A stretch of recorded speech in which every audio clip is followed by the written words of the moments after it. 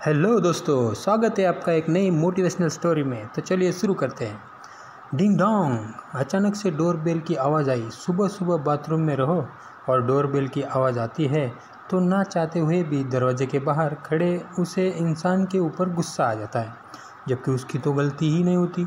उसे क्या पता कौन कहाँ है, फिर वह बेचारा हमारे ही काम से क्यों ना आया हो। दूध वाला, न्यूज़पेपर वाला, फूल वाला और आजकल तो कई ऑनलाइन ऐप है जो घर पर सामान डिलीवरी करते हैं। बाजार जाने की ज़रूरत ही नहीं, फ़ोन पर सारे काम हो जाते हैं।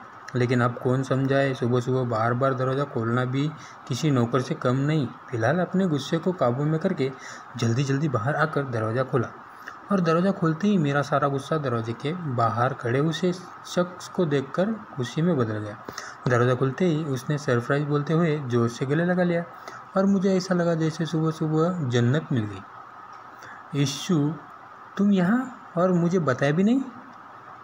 बताती तो आपके चेहरे पर यह खुशी कैसे देख पाती। यह इशू है, यानी ईशिता, कॉलेज में मेरी जूनियर लेकिन मेरी सबसे अच्छी सहेली, और जिसे मैं अपनी बहन की तरह मानती हूँ। मैं उसे अपनी सारी उलझनें बता सकती हूँ और वह मुझे शादी के बाद अपने पति के साथ दूसरे शहर में आ गई। लेकिन फिर भी फ़ोन पर मैं और इशू घंटे बात करते हैं।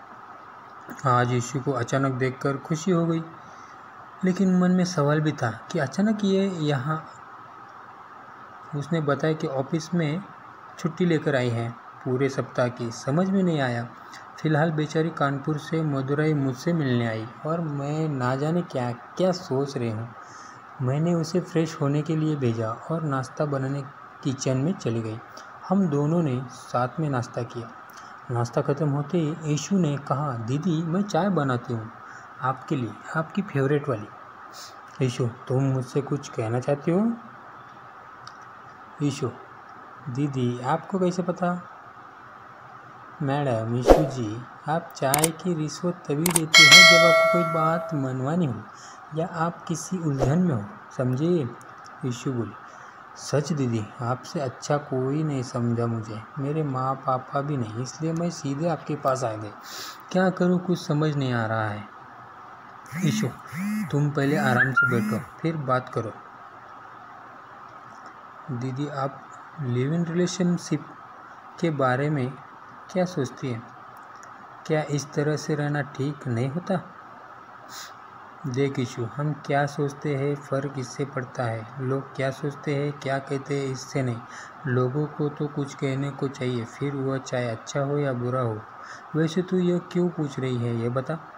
दीदी, आपको तो पता है ना, मैं सोमेश को पसंद करती हूँ और वह भी मुझे पसंद करता है।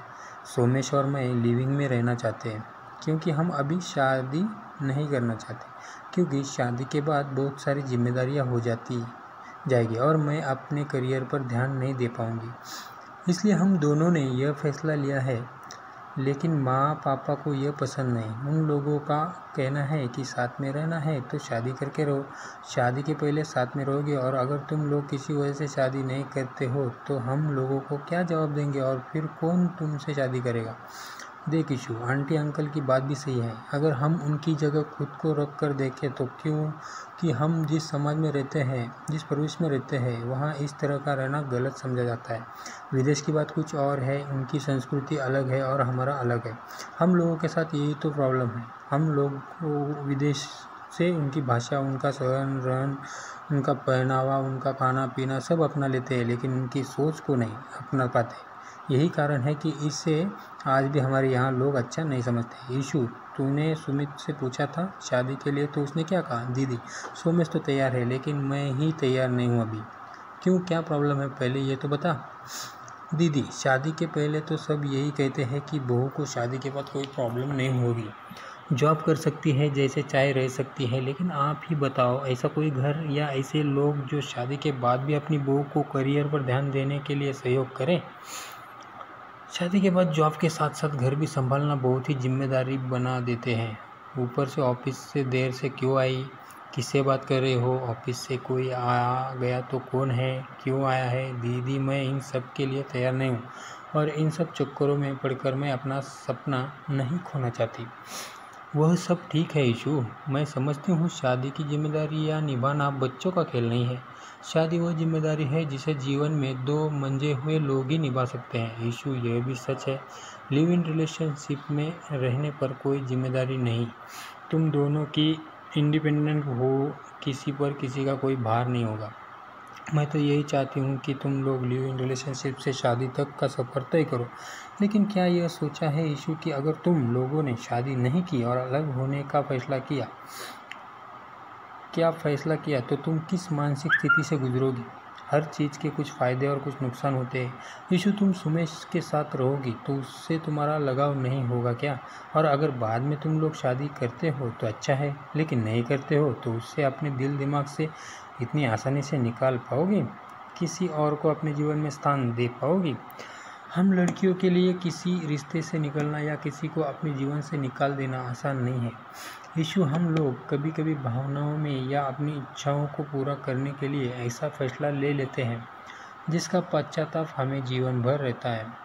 हमें सपनों की दुनिया में नहीं, इस वास्तविक दुनिया में जीवन जीना है। लाइफ कोई मूवी तो नहीं जिसमें आखिर में हैप्पी एंडिंग लिखकर आ जाए, सब कुछ हमारे हिसाब से हो या जैसा हम सोच रहे हैं वैसा चले। यह ज़रूरी तो नहीं है। क्या तुम्हें कॉलेज वाली रीमा और रौनक का रिश्ता याद नहीं? वो तो सिर्फ कॉलेज की बात थी, तुम तो साथ में रहने का निर्णय लेना चाहती हो। तुमने देखा था रौनक से ब्रेकअप होने पर रीमा की क्या हालत थी, वो किस स्थिति से गुजरी, हम तो इसका अंदाज़ा भी नहीं लगा सकते।